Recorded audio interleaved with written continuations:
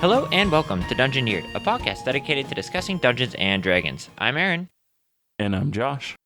Let's do this. So Josh, with Lukewarm Opens, I've been doing a lot of focusing on how to approach things as a DM. And I know it's kind of like somewhat the topic of our show in general, but over the next few weeks, I kind of want to do something a little bit different and kind of focus more towards players.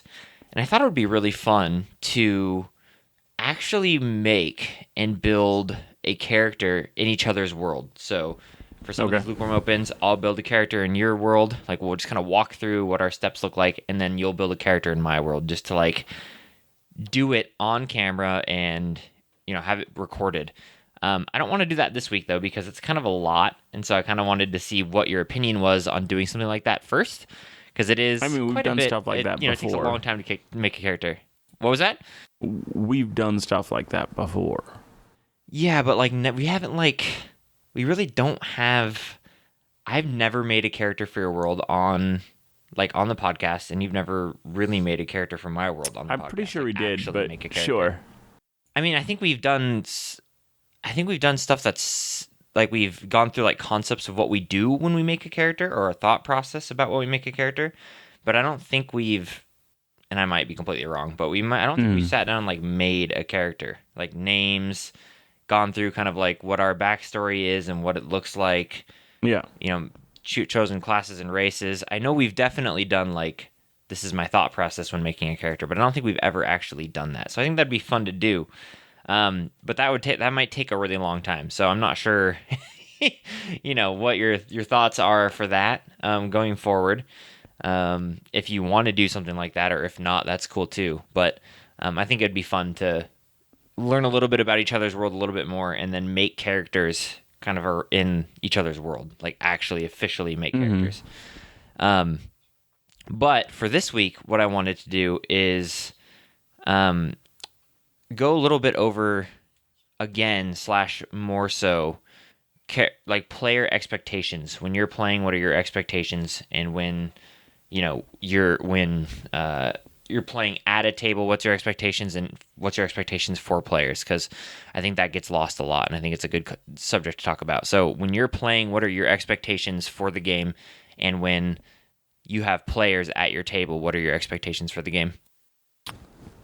Okay, so if I make a character in a world, what do I expect? Yeah, what are your expectations? Well, I think all that should be talked out during a session 0. That's what exists, just to figure out, hey, we're all in this for the same thing, right? And I just realized on Saturday morning, when I was starting another game with a bunch of people I've never played before, it's been so many years since I started a new campaign, since I started a new campaign with new people, that I was some that you haven't played with before. Yeah, we have done the session 0, and we have all at this point figured out everything that people like and don't like in my games, because we played together a bunch of times. And starting with a completely new group, it's kind of one of those things that's not even necessary, really. You know what I'm saying? yeah. At this point, you don't do a session 0, because you know these players so well, and they know you so well, so they know what they're getting into, and you know what you're getting into. So I had to just awkwardly talk my way through it and explain hey, we're all we're playing a game. we're playing a game. We're all here to have fun. I don't want anybody to feel awkward if they have to speak up and be hey, I'm not enjoying this. There's I'm being triggered by something. This is not. I don't enjoy. And so I'm just I just wanted it to be as clear as possible. That is not a problem. We're literally here. It might feel different, but we're just playing a game, and we're all trying to have fun. And if that's not happening, then let's make it happen. And so, I stumbled through it, honestly. It was as I was trying to figure out how do I say all these things that I just have come to expect with my group. And so, well, I think what's going to be an interesting thing for you too is playing D&D with two different groups that might two completely different play styles, because your current, your you have two current groups now, but like, you know, the one you've been DMing for a long time is probably going to be a whole lot different than this new one, I'd imagine. Yes, it definitely will be. So it's going to be an interesting little thing to juggle both campaigns. But what I think I want to dive into a little bit with this is when you sit down as a player, what are your expectations for the story? Do you expect to have a spotlight, like a little bit of a spotlight for your character, like an arc for your character? Do you expect there just to be one overarching thing and we don't talk about backstory? Is it different depending on what DMs you're with? Like, what's your expectation when you sit down for a story? I would like a cohesive world with characters that feel real and like a story that matters. I'm not here just to get loot. I'm not playing a looter shooter. I'm here for a story. And so with that, does that come with like people from your backstory that you know, stuff like that? Like, well, I want it to be cooperative. Expectations you're going for? I definitely want it to be cooperative in that way. Like, things that I've created for this world should be as important to my character as they would be to an actual person who lives in this world. So I would like to have my backstory be important, but I don't want it to be like, it's more important to me that the world feels real than my backstory is important. And what I mean by that makes sense. Is saying that, like, I've played in some games where later in it feels like, oh, this person's backstory doesn't really have anything, like hasn't been an important point. So suddenly one of the people from the character's backstory is now a part of the team with the big bad evil guy. And it's like, that doesn't really make, like, that person, it doesn't make sense for them to be there. It doesn't make sense that they would have been on this person's side. Like, yes, they were an evil person from my backstory, but they weren't that. And, like, so I don't think you need to shoehorn stuff like that in. I think that's totally okay not to do that. Okay, yeah, so this is kind of also where I wanted to go with this. So how do you get across what your expectations are for characters in your backstory and your character to the DM? Because I don't have a way. It's I don't know. Thing I don't know. Yeah. I don't know. Okay, yeah. I don't know how to do that. Yeah, it's really difficult because I think one of the main things that I've struggled with as a player is, I write my backstory and I write, those of you who know me in particular, I like to write a lot for backstories. I write a ton for everything that I do just because I like to write. So when I write like a character and I create stuff, it can be very difficult for me to exactly give the DM what I'm thinking in my head as to what this character is, what my character is, and what other characters in my backstory are.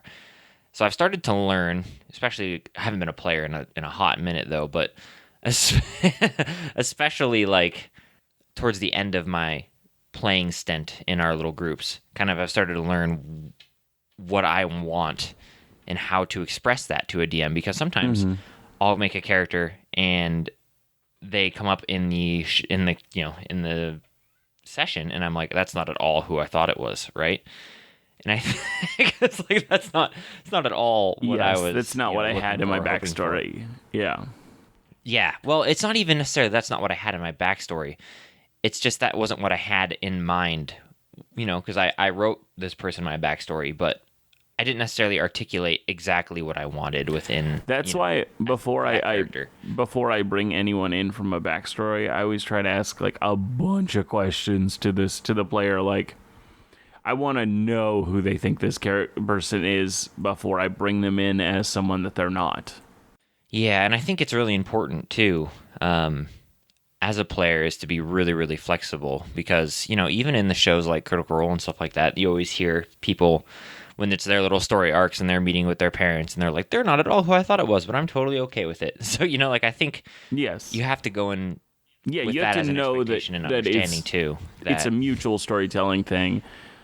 Yeah, and sometimes it's not going to be who you think, like, yeah. Yeah, because then it's, because then it becomes like a huge thing in the story where it's like, well, I don't know who this person is. I don't know I wrote this character, but I don't think this is the character that I wrote. Yeah. And it gets kind of awkward sometimes. So, I really want us, when we're making these characters, like making PCs as if we were going to play in each other's campaigns. I want to kind of walk through a little bit of that too, and how we can get around stuff like that when we're making characters and making, people within our backstories. Because I think that's a fun part that you don't really see behind the curtain very often, where it's just like, here's my character, I'm playing a fighter that's level 3 and it's a human, like, yes. My backstory is I was my parents were killed by goblins and now I'm on revenge, right? Like, I really want us to dive in deep with this character stuff, and it doesn't matter if it takes 12 lukewarm opens or whatever, but I want to kind of dive deep into them and then kind of understand and lay expectations as to what we think these characters should be within the story. So, anyways, I think that's it. All I have for lukewarm open this week, because I just wanted to set the little basic boundaries that I want us to do before we dive into making characters. Mm-hmm. Well, any preference to who wants to go first in making a character? No. Okay. So, this week is the 3rd episode where we are culminating the kind of 3-part series on Star Wars. Like, we're going to have one more Star Wars episode and maybe more after that, but this is the one that connects to the other 2 that we talked about previously. Now, I don't think you'll be totally lost if you haven't listened to those, but it will definitely help, as I feel like all of that gives good context for what we're going into here. We are talking about Kreia, or Darth Traya, the Sith Lord of Betrayal. She is one of... Whoa, spoilers. She is one of the incredibly interesting stories of the Jedi and Sith, as she originally... She didn't fall, per se, to the dark side. So Kreia was a powerful Jedi chronicler, recording all of the history of the Jedi. Kreia was the teacher of many Jedi in her time, and she was known for being different than the other masters. She was so dedicated to learning the mysteries of the universe, even those which the eyes could not perceive. She learned to see through the Force. Eventually, she did see through the Force? Yeah. So she didn't use her eyes. She used the Force to see. Got it. Okay. Now, there is some races in Star Wars that do this, like that did this. That's just, they literally didn't have eyes. That's the only way they saw is through the Force. So this is already a known thing. Now, they did get wiped out by one of the people in this story, so they don't exist anymore, but they did. This is something interesting too that kind of want to ask you really quick also. Mm-hmm. Have you ever made a character in D&D that has like a serious physical limitation, like being blind or deaf or... I've always wanted to do deaf. Like I know sign language, and I would really want to play with somebody who knows sign language and just literally only tell them things through sign language, and then they tell the party. And I think that'd be really fun. That'd be really cool. Now, one of the people in my game, they originally made them as a one-shot character, but I made that one-shot character, the one-shot characters, all of them from that one-shot, now like secondary main characters, and one of them is mute. Oh, that's cool. Yeah. That's super cool. And so you're talking with them in sign language? Well, so he just kind of will nod or say things and to kind of just describe what his character does, never having his character say words, but just describing actions that his character does to kind of get them to understand what he's talking about. And there has been times where it's cool. Like really hard. We're like, none of us are getting it. None of us are getting it. And I think that's part of that's what you're signing up for, is sometimes you won't be understood. And it kind of makes it more interesting as you're like, I don't know what he's trying to say to us. Have you ever, because going along the lines of playing character with a like physical limitation, have you ever made a character that's like really unoptimized because of a like limitation? Like not having good dexterity or good con, like really like having those be a really bad dump? I've never played them yet, but I have them like created ready to go into a campaign when I Yeah, the next character I'm playing, because I don't know, I get bored of.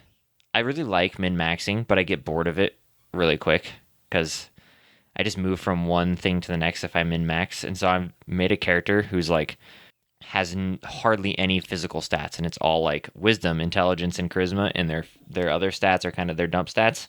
So I'm really interested to play a character that's not like I have 18 dex and 18 con because I want to be able to survive. Yeah, and like learning how to play tactically and differently with a character that can't just take a few hits. You're like, no, I got to be back. Well, exactly too, and then it opens up like a whole different part of playing that I love, but I don't think my characters get the chance to shine, and that's in like lore and stuff like that. Like playing a character who's really smart and knows a lot about the lore, who can learn about study and do stuff like that, enchant and do alchemy and things like that. It's just that I don't get to really do when I'm playing like the Dex Rogue, who is really good at wisdom because wisdom saving throws are important. Who's really good at Dex because Dex saving throws are important, and who has good con because health. Like. Well, back to the topic. So she had dedicated herself to learning the mysteries of the universe and kind of forgone her own eyes to allow her to see through the Force. So she meditates and figured out how to see through the Force, and she used it so much that she actually lost her vision. Like, you know how like when someone has like a lazy eye, and then your brain literally just stops, like it slowly stops processing everything from that eye, realizing that it's not centered as it should be. It's not. And so your brain literally will make you go blind in that eye because it just stops caring about the signals it's receiving from that eye. So it's the similar thing where her brain is receiving all this Force info, and so it just starts to ignore the info coming from the eye.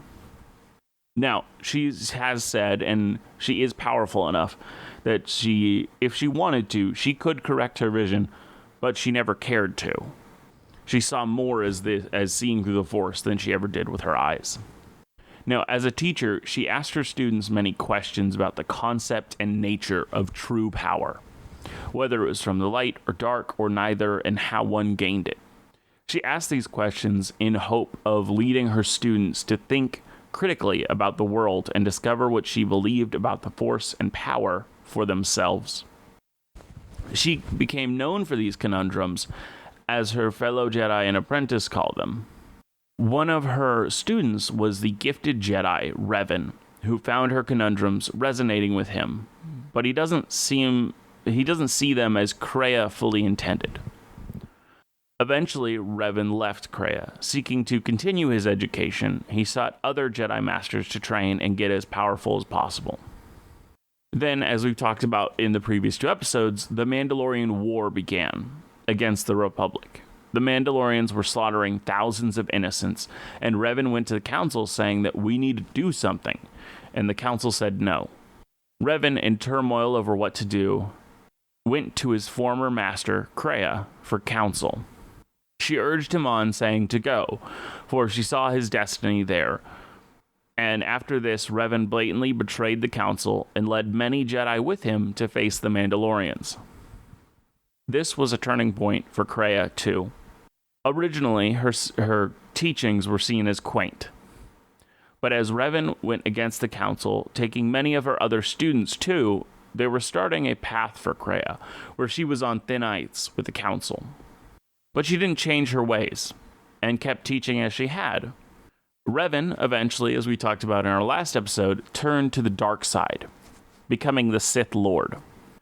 With this, the Council felt like it needed someone to blame, for they were too arrogant to believe that their teachings could lead someone to go to the dark side. They used Kreia, blaming her and her teachings for leading Jedi astray, especially a specific Jedi Master by the name of Atris. Atris had many friends, like Mitra Surik, leave her to go to this war. Atris saw it as a personal rejection of her and her teachings. Atris took this personal vendetta against Kreia, researching and looking into as much as she could. She found that nearly all of Kreia's students either abandoned the Force or fell to the dark side, and with this data, they exiled Kreia from the Order. Kreia wasn't devastated by this, for she took her work as a chronicler of Jedi knowledge very seriously, and she had wished for a long time to see the Sith side, for all the knowledge held by the Jedi was only half of the story. She headed out, not alone, as the remaining of her Padawans left with her, abandoning the Order of Jedi when she was exiled. Do we know who her Padawans are? I don't remember. I'm going to talk about 3 of them. We've already talked about Revan, so that's 4. Cool. The story as it was believed by the Jedi is that Kreia followed after Revan going to war. She sort of did follow Revan, but not by falling to the dark side, as he did. She instead wanted to understand him and know how he had changed. She followed his footsteps, where he went after he left the Order, finding Malachor 5 and the previous stronghold of Revan, the Traya Academy. That was the Sith Academy that was on the surface. Learning, as Revan did, of the hidden Sith Empire waiting out in the uncharted realms of space. She also learned of the discontent that some of the Sith had with the Force, saying that the Force plays with Force sensitives like toys. This was an idea she had already been pondering for many years and was part of what her conundrums were about. She grew a hatred for the Force, for the idea of being the plaything for a greater being was not something she was content with. She began her time as Darth Traya at this point, re-establishing the Traya Academy. The Sith that had already remained there welcomed her with open arms as the master of their previous lord. She began to hunt for any way of destroying the Force and getting rid of this great power that seemed to play with people like puppets. She found that in times of incredible death, these wounds began to form in the Force. Sometimes it is stuck in the area, like Malachor 5, where its surface became a Force wound itself. But we know of 2 other Force wounds that were also created at the Battle of Malachor 5, and Kreia was hunting for these and any other she could find, for she hoped to study and grow them to eventually destroy the Force. Yeah, sink the knife deeper. She found 2 Force wounds, Darth Sion and Darth Nihilus, and brought them in to learn from her as their master. Darth Sion was a man of rage and pain. When he was killed, he found that through his rage, he had the power to hold his decomposing body together and continue to fight on. Wow, that's pretty brutal. Yeah, he held the power of immortality. He was a Sith Lord He's under... the ultimate barbarian.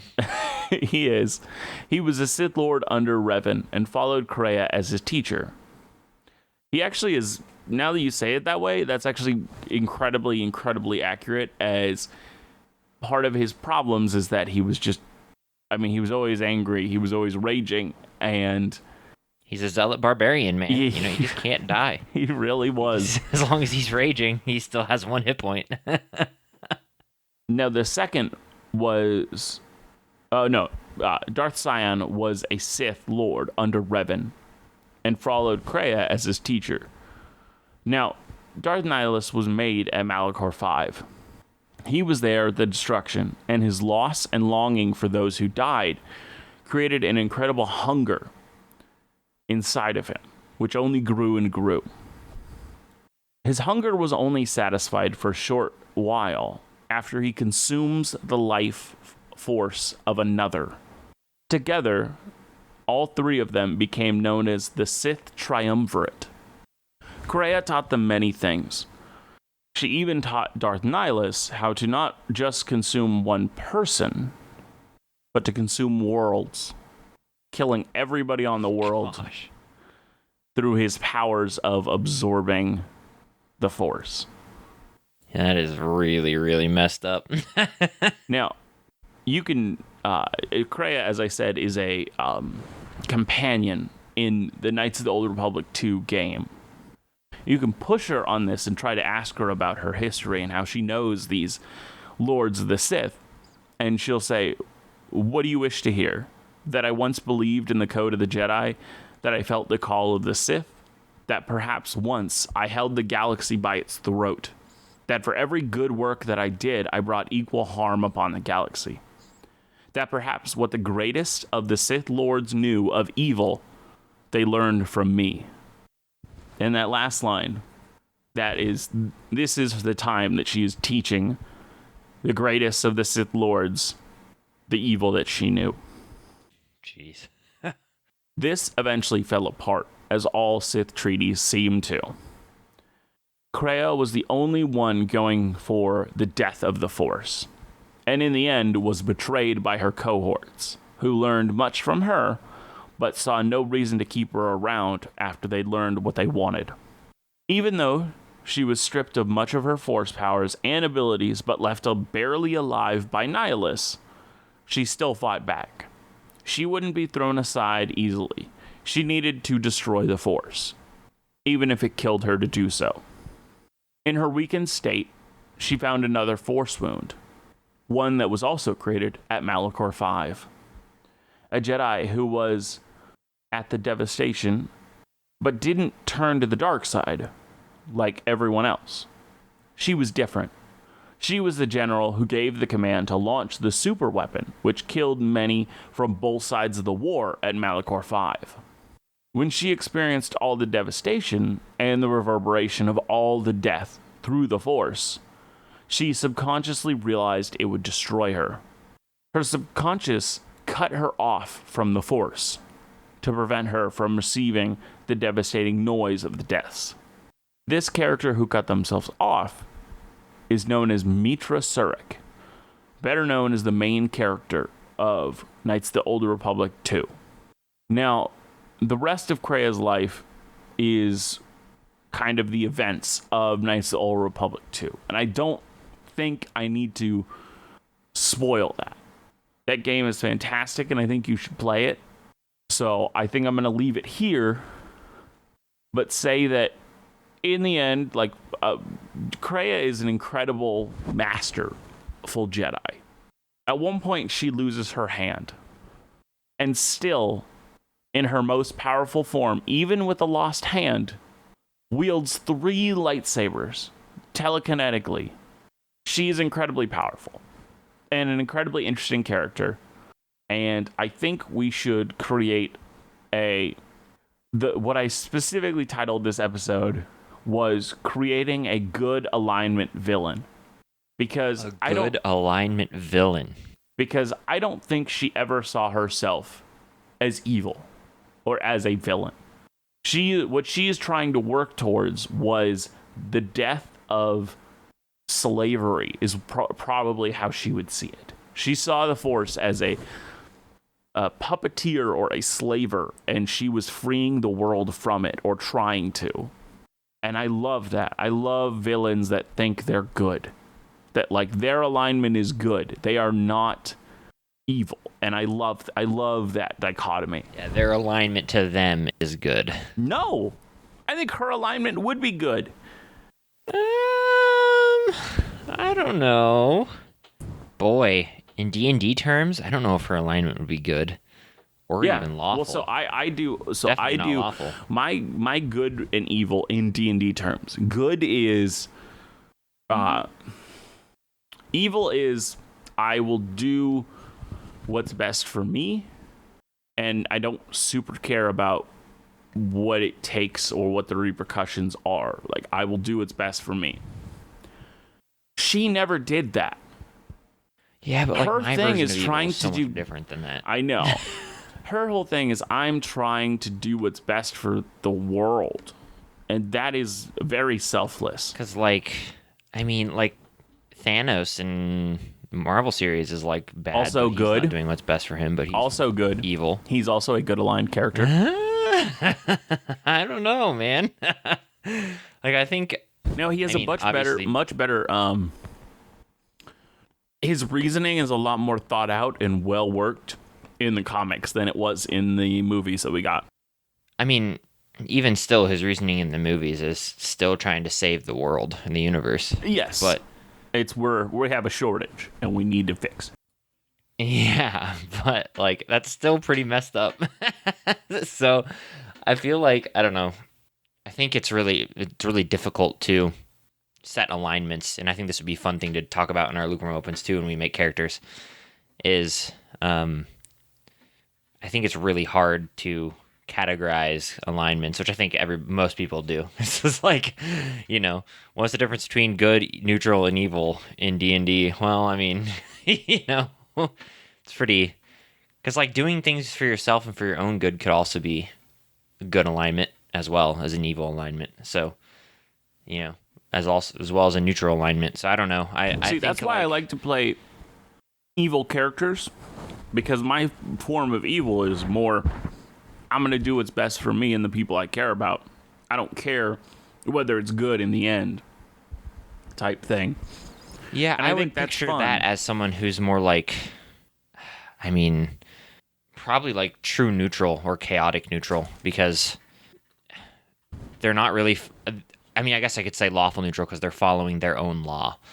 So it doesn't really matter what the consequences are. It's still their law, but they're not actively, seeking to do something that's potentially horrible, right?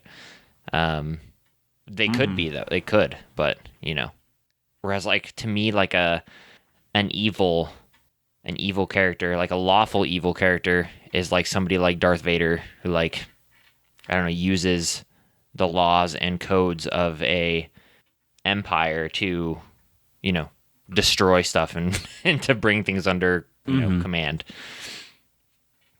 So, I don't know.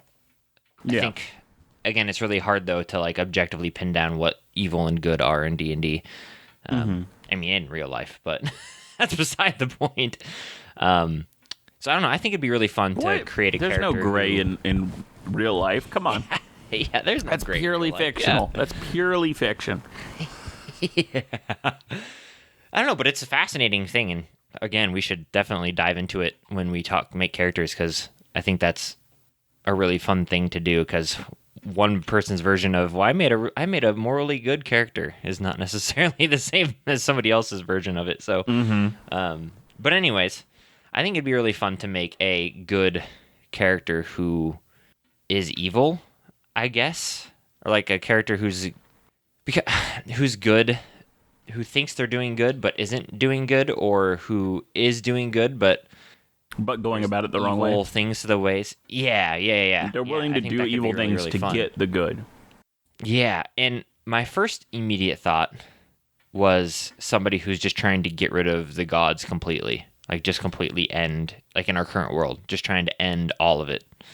Like, just get rid of all the gods so that the people can go back to how the world used to be, or whatever. Which, I don't know, is that objectively good in our world? I don't know. No, I would say get rid of the evil gods, especially the ones that pretend to be good, that everybody thinks are good, and then behind the closed doors are bad. Like, I don't know if you ever watched the show The Boys. No, but I want to so bad. It looks hilarious. It's fantastic. It's not hilarious. It's very bloody. But that whole thing is, I've heard it, like the Superman of that show, Homelander. Like, he's great on camera, and like it's slowly being revealed just how big of an a-hole he actually is. And like the people who know that have been trying to take him down for a while. But to the world, they look like these evil villains trying to take out one of the best heroes. And like there might be like The Boys level group in our world. Because eventually they become like a fun topic to explore. Yeah. Where like we have a group of people who are trying to remove the gods. I don't know. What do you think? Do you think that would be a fun thing to make? A group that's trying to like remove the gods? I don't like the idea of removing all the gods. I think removing the bad eggs is where I would go with that. See, because then, so if I want to make a character who's like doing things wrong, like trying to do a good thing, but is going about it wrong. If I was making a group like this, I would want it to be they want to get rid of all gods, and the reason for that would be in their justification in their mind that all of these entities have power and rule and dominion over us. So at any moment, like they've done in the past, they could, turn on us, or they could, create a world that we can't control. And so for us, the freedom would be to remove all deities from the world, even the good ones. Mm-hmm. And that, I think, would put a little bit more moral ambiguity behind it, because then you would even have the really good gods at risk, right, for being destroyed. Yeah. Or removed. I don't know what our thought would be of how they would do that, or what their plan is, but and that could be a faction that the party joins, right? And I think initially too, like if we're talking level 5, like level 3, 4, 5, they could even be the potential bad people in the beginning, where the party's going around trying to defeat, because they're hired by the gods or whatever, because the gods they're at peril because there's something is going on, or so it could be a little interesting side story. But I think there would definitely be a group who says, let's get rid of all entities and all deities. What do you think their end goal is? Do you think it's like that freedom that I was talking about, like returning the world back to what it was? I don't. Because I want it to be something that seems good, right? Like gaining freedom is really good, right? But killing everything, even objectively good beings, killing them because they could turn does not seem very good, right? Yeah. But that also doesn't seem like it carries too much weight. You know what I'm saying? It doesn't seem like they're really doing something bad and achieving something good, It just kind of lacks a little bit. Mm-hmm. But if you go the route where they want to rule, well then it's then they're just evil, well, we just want to rule the world, so we're killing all the gods. That's kind of lame, I don't want that, because that just straight up what our big bad evil guy is doing pretty much. So can't really do that, don't really want to do that. So I want it to be in that weird area of I don't know, maybe they perceive them everybody is as trapped beings that deserve their freedom from these powerful entities. Maybe they see it as they're reclaiming their world because it was taken over by the gods, like we have in history. So they're returning it back to its rightful owners. You could do something like that. Mm-hmm. I don't know, thoughts? So we're trying to figure out what their motivation is. Yeah, their goal. What's their end goal? Not necessarily their motivation. I think just the end. I mean, I guess the motivation is pretty much the end goal. But what is the end goal of this group then? If we created a group that wants to eliminate the gods, it's a hard question. I really don't like a group that wants to get rid of all the gods. I really, really don't like that. Why not? I don't know. I'm just not feeling it for this world. So you because I understand get rid of evil gods. Yeah, I've played ones where it's the evil group is trying to take out the gods, but I make there be a reason. There's got to be I mean, if you can think of a really good reason about why they'd want to take out the gods, then maybe. But these gods are so much less involved and less pushy, I guess you could say, than traditional gods, as they are. But I mean, more like celebrities than they are gods. And we already decided they stay out of wars. But in the past, they didn't. And that would be their point. The past, I think the group's point would be, we only see these gods for how they've presented themselves now. Whereas in the past, they created us this way by limiting all of our freedoms that we actually have and possess. Because in the past, they conquered the world and took it over and created it how they wanted it to be created, and we didn't have any say or involvement in doing something like that. So we're essentially all just slaves to the greater power scheme of their group. We serve and worship them so that they can gain power, while we gain scraps in comparison. And in their minds, they would feel humanity is in slavery, enslaved to the gods. That's what I think their motivation would be, probably. Mm-hmm. But I don't know if I like that too much. Yeah. I mean, I think it would be pretty justifiable, to be honest. Especially if you knew the history of the world. The question is, do I want people? I mean, it to know does. the history of the world? I don't remember us ever creating a time where the gods ever conquered the world. They built it, yes. Yeah, we did it a few episodes ago. But they conquered the world? Yeah, so we had it like their wars and stuff and the things they did with each other created the world, but it was previously occupied by like natural forces. I think you're thinking of another season. This was because these gods were the ones who created this world. It was just a massive ball of just nothing, and then as they fought on it, that's how things got shaped. Well, we definitely talked about. I don't know if we made it canon or not, but we definitely talked about the world being owned by other forces when it first happened, and then the reason behind creating this one of the reasons behind creating the like gladiatorial arenas was so that everybody could express their creative energy and creative side as well. And then we even talked about having another land that they would banish gods and people to that didn't want to participate in this either, that they didn't fully conquer and left for them. I must have been asleep during that episode because none of that's ringing a bell. None of that. Not one of that. Yeah, again, it's our world. We can do whatever we want with it. Yeah. We can scrap that too. It doesn't really matter. But we definitely talked about that for sure. Mm-hmm. Yeah, none of that seemed like, I didn't think any of that went to canon if we did talk about that. So I didn't leave it in my memory. Because we even had it, because I immediately know that when you mention anything about gods that didn't want to participate, I immediately said, no, I don't like that. And so I immediately said, because I like the idea of them going off and just being on different parts of this same area. But like, oh, this one just decided to take up residence in the forest. I remember talking about that. We even talked about like, I don't remember the exact specifics, but we even talked about like distributing like conquered and old spirits into other creatures and stuff like that too, and creating different creatures from that kind of stuff. Oh my word, I was asleep during all that. Yeah. But, again, I'm not sure, I'm fine with the gods just had this blank canvas that they just created with wars and creative energy and stuff. And that's how we got the world.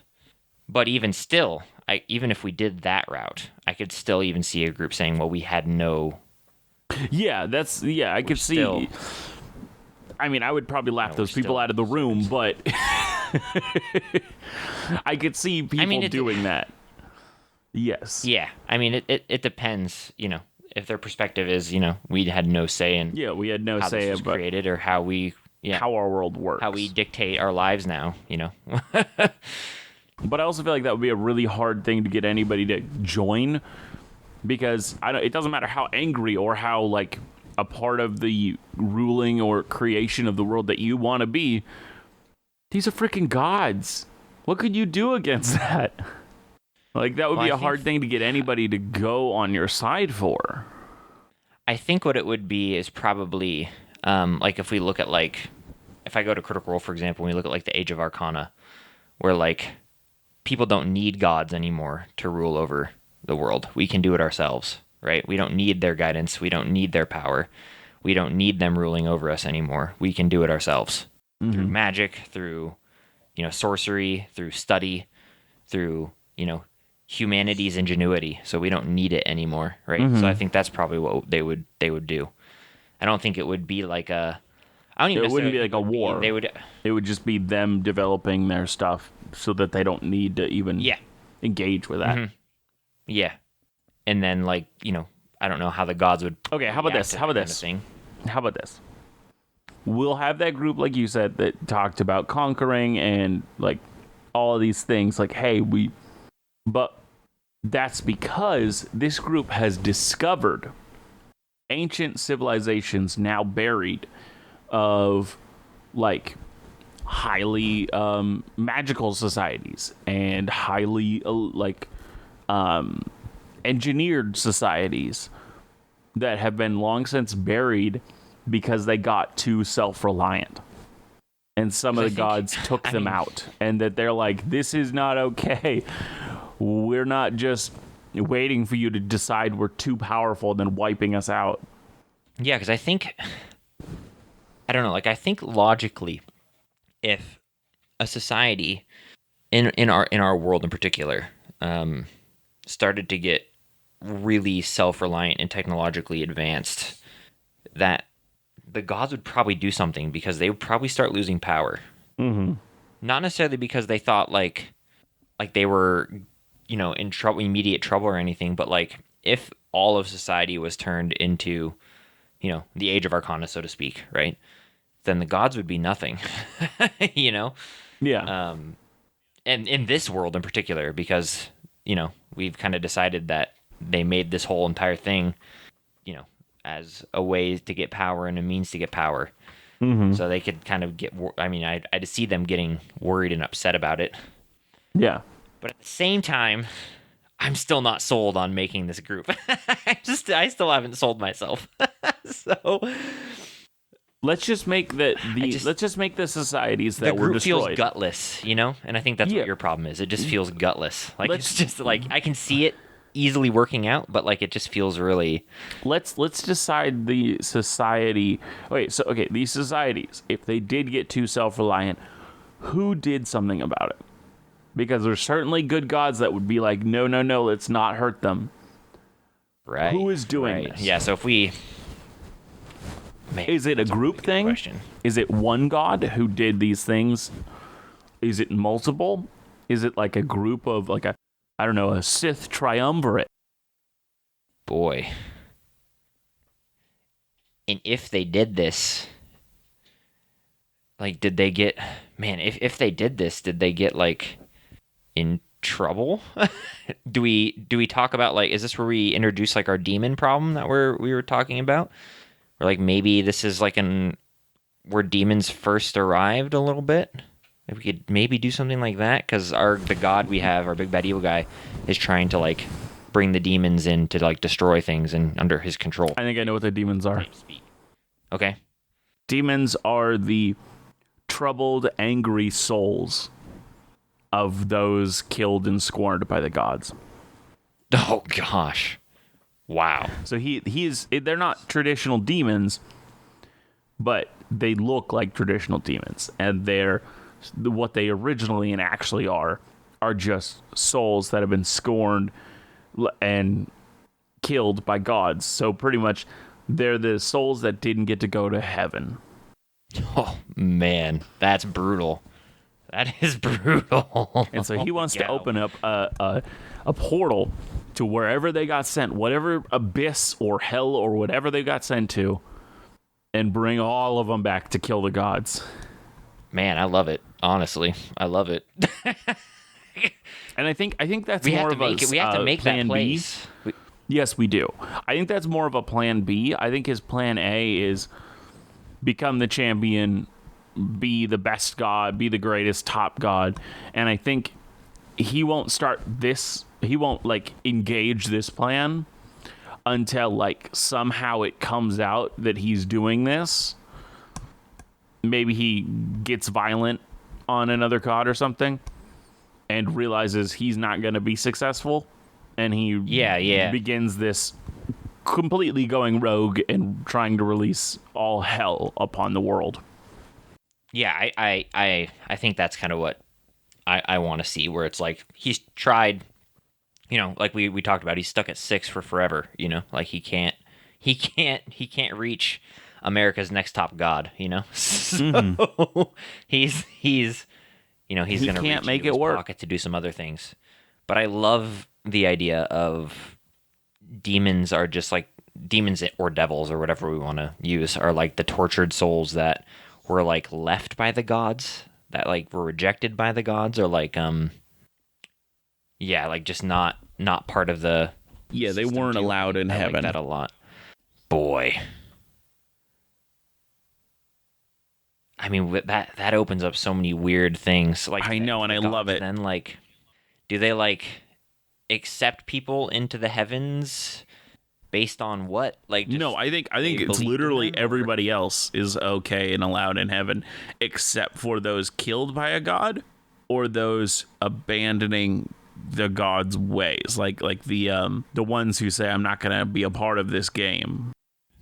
Yeah. Okay. Yeah, I love that. So then, do we see whole That that have gone that way then in history, in this world's history? That have gone to hell? Yeah.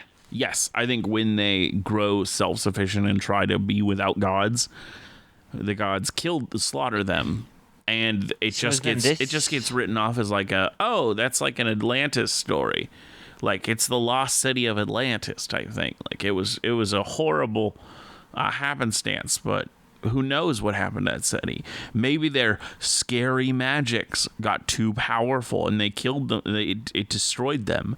Or maybe their technology got too powerful and it destroyed them. Right. So they use them as like ghost stories. Like, don't do that because that could happen to you. So then, is this where this group comes in that we make, where they either they've uncovered some of the long since buried, which I think means that they had. Okay, I always like to do weird things with the Underdark. I don't want it to be just basic. What if the Underdark is only these buried societies, and somehow this group fell down into it and began to uncover? I don't know if I want the group down there. I might though, but I was thinking. Wait, what group are you talking about? I'm talking about the group who discovers these societies. Yeah, I don't see them down there. What I see down there is kind of what you were somewhat talking about. Is like these old societies got like swallowed up by the earth, essentially, so to speak, right? And so you have these whole entire civilizations down there, which would be really, really cool. Probably dead, but like, definitely in hell now. No one makes it out alive. Yeah, but what I'd like to do is, when you said like Atlantis, I think it'd be really fun if the party gets introduced to this group and this group tries to like hire them for some sort of like, maybe they don't fully know everything yet. They don't fully, like this group doesn't fully understand. Yeah, they don't realize what they've stumbled upon. Yeah, but like they have these inclinations, so they want to hire somebody to go like delve and find these ancient ruins of the past. Like they have like reasons to believe that either the gods did something to bury these people, or and they want somebody to go explore and find it. And maybe that's just on a message board. Maybe that's just, I don't know, like. And I think, too, if you did it late enough and the party had already kind of chosen God favorites, it might be kind of like a weird, I don't want to say conflict, but like, hey, God XYZ, you know that there's like a group that's trying to like be weird? It's like, like it could be an interesting little side thing. Or if the party does go, they could discover some interesting history, too. Yeah. I don't know. I think that could be really fun. And so I know this would be a really good spot. I know this is this is sort of off topic, but as you were saying that, I was just realizing an interesting way to open this campaign. You start with each character going, like you look at them separately, kind of like a Brennan Lee Mulligan opening, as each of them are going to the Mecca, and they literally experience that day, and it's almost like fate had brought them all to the Mecca on the same day, and they all chose a god on the same day. And you like play them as kids first, and then you cut to the future, and maybe they're all going on this thing. Maybe they're all going on this expedition, and that's like where you start the campaign, which would be really cool if you started like you'd have to start at a higher level, because I would start like 10 probably if I wanted to start on this expedition. Yeah, I think that would be a really fun way to start the campaign, because it would be like you could describe your parents, describe how, or whoever's taking your guardians or whoever's taking you, like you could describe everything about your character and how they're going to the Mecca. And maybe you have them like bump into each other once as they're like going through the streets and stuff, and like Yeah, I think that'd be a really fun way to start the campaign. Yeah. So I think that is where I like this group fitting in. I think they have an idea. I think it would first be based off of philosophy of like, there's got to be something up with this whole game that the gods created, right? Like, there has to be something up with it all. It doesn't like it doesn't line up very well for, and they like feel as if all the power is, going unequally to some groups, and so they would like investigate, and they start like finding weird little oddities here and there, and they start piecing things together, and they believe now there's like an ancient ruins of an ancient civilization or multiple ancient civilizations stuck in the Underdark, and so they either are leading expeditions or want to lead an expedition down there to see if their hypothesis is correct. Mm-hmm. Now, okay, before we end, because I know it's getting close to ending time, what's the gods' reaction to these people? Like, well, I think at first they think they're just kooks. I think at first it's like, yeah, okay. Oh, they're just crazy people. They're just no. And I think yeah, they send spies like to watch them to be like, wait, what's going on here? Why are these people so against us? Once the spies figure out that they have discovered the underground, they definitely are become violent. But I think it's harder. Like, I think the thing is that they know that they're going to become violent because they know what happened to these cities. So I think the only ones who are able to be like taken out easily are ones that are on their own. So I think they always try to be like in public, in like a place with a lot of people. Like they're always making sure that if they are to be taken by the gods, everyone's gonna know about it. What do you think? Okay, so what do you think then? And this is just me, I don't know, spouting off. What if like we introduce a little bit of like planar travel and like the gods banish people to the Underdark who are like that, like as a public display? They don't know where they're going, but like, like these people defy the rule of the gods or whatever, and then they get swallowed into a. I kind of think they're trying not to be and not to look authoritarian, but they are authoritarian. Okay. So I think that doing that publicly would be too like showing their hand. Does that make sense? So then like, yeah. So like, because I like the idea of maybe a piece of this evidence is like an agent, like a paladin of the gods or whatever, tried to banish one of the agents, and he saw like the depths of the Underdark or whatever, and he was falling, but he managed to escape out of this like, punishment, I guess. And so like that's a piece of evidence that this group has or whatever.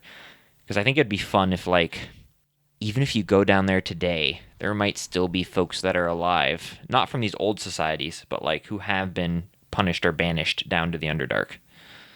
Which is just horrifying to think about, though. But like, like they're banished to eternal darkness where they can't see until their life is done, can't interact with society until their life is done. Yeah. Now, oh man, we're gonna get really long though. But my thought is that seems really harsh though for some really good gods.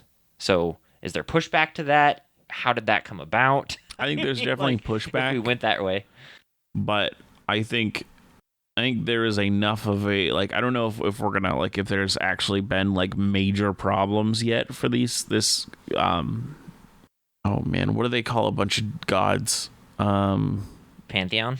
Pantheon. Thank you.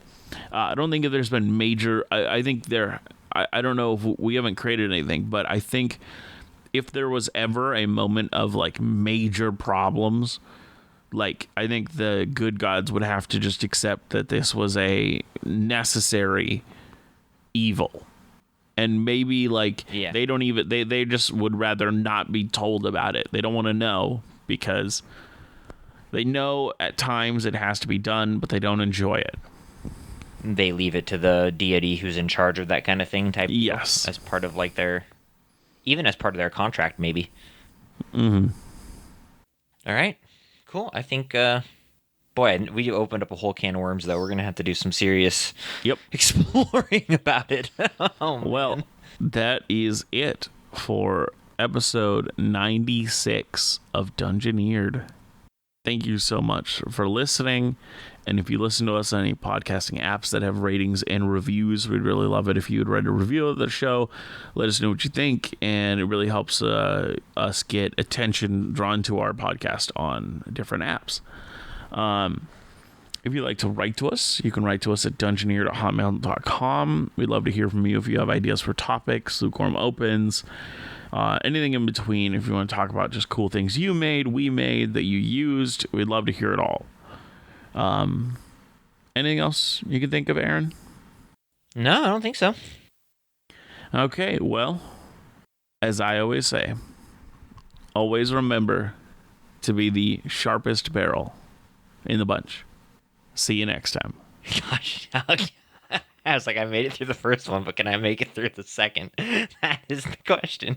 Had to get you once. Is this gonna be a new bit? Is this what's gonna do all the time?